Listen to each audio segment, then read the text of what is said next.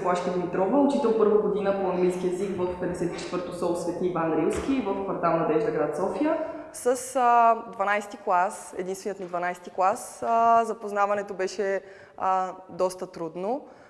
Когато влязох за първи път в тяхната класна стая, аз бях много мотивирана, исках веднага да се запозная с тях, а пък те не бяха готови да го направят, даже изобщо. Спомням си, че бях подготвила 4 опознавателни въпроса.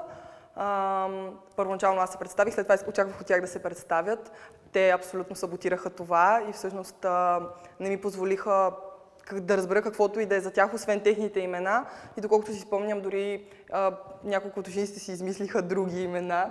Часовете по английски в началото протичаха доста зле, защото не харесвахме Блашка.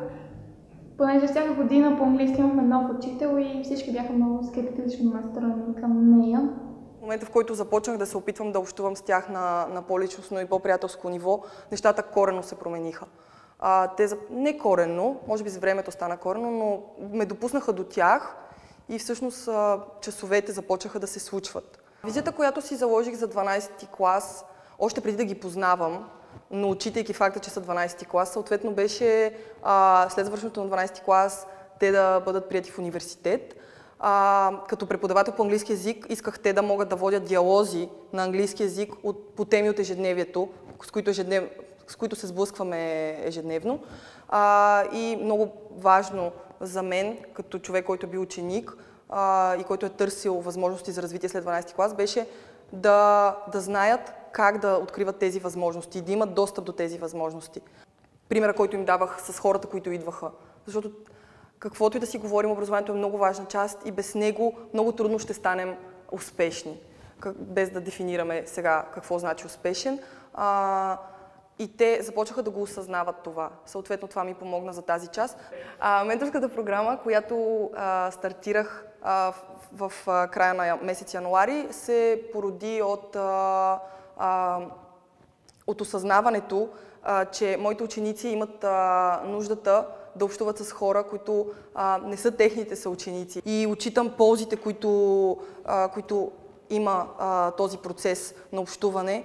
Реших, че моите ученици от 12-ти клас са напълно готови да общуват с такива хора.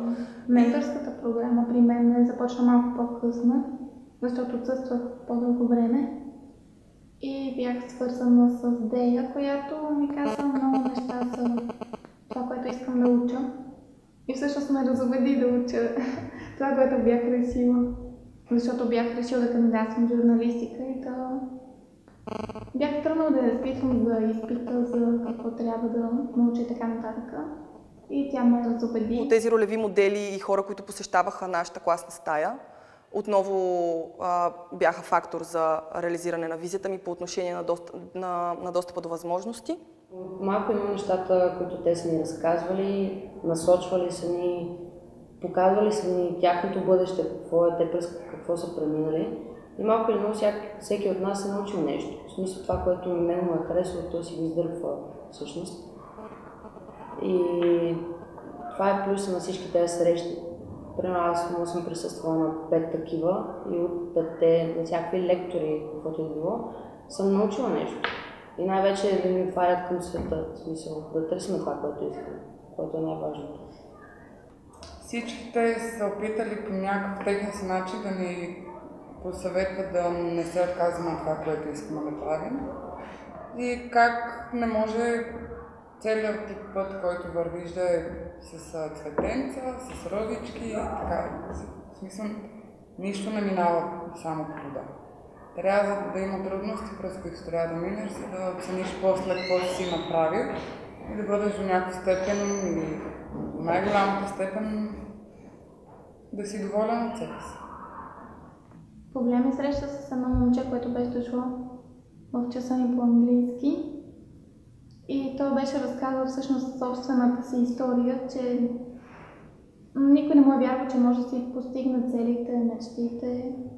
Обаче той не се е отказал и е продължил да прави това, което иска и сега вече успява. На мен лично това много ми направи впечатление. Една от основните ми цели с воденето на хора в училище, Като от една страна бяха така наречените известни, които са известни за по-голямата част от нашето общество и са медийни лица, а другата част бяха хора, които не са известни за нас или за по-голямата част от нас, но пък са постигнали определено много и са пример за успешен човек. Целта беше всъщност, докосвайки се от една страна до тези известни личности, като Тервел Полев, Мария Илиева, Волти Бъчваров и Христо Мутавчиев, които дойдоха тази година в училище, беше да видят, че тези хора са имали същите трудности, пред които те сега се изправят. Защото историите, които известните личности разказваха, бяха техните лични истории. И те съвсем не бяха цветущи. Както Тервел Полев разказваше за всичките трудности, които е имал, докато стане този, който е сега, нали, известен боксьор.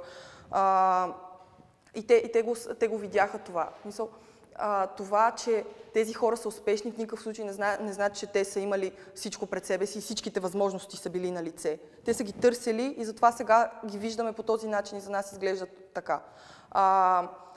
И другите пък хора, които не са известни, ми помогнаха да им покажа, че не е задължително да си известен, за да си успешен. Можеш да си развиваш собствена фирма за събиране на отпадъци или собствена бизнес с ресторантьорство и не е необходимо да си известен, за да кажеш, че си успешен и че можеш да ръководиш хора, можеш да общуваш с хора, можеш да планираш, да създаваш проекти и да се реализираш на пазара на труда по един или друг начин. Госпожица Димитрова затова е викала точно такива хора, които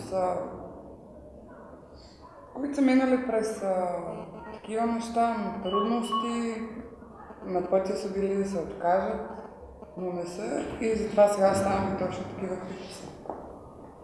И да си 12 клас може би най-отвореното време за живота. В смисъл, поставиш на ново начало, трябва да избереш някакъв път, по който да тръгнеш и оставиш малко част от детското в тебе. Наистина към края няма, може би. Вече като почнеш да усещаш, примерно месец преди самото завършване, почваш да усещаш, нали, замисляш се. Нали, сега лятото, окей, но след това, нали, нямаш задължение да ходиш на училище. Трябва да решиш какво трябва да правиш, какво искаш да правиш. Това е.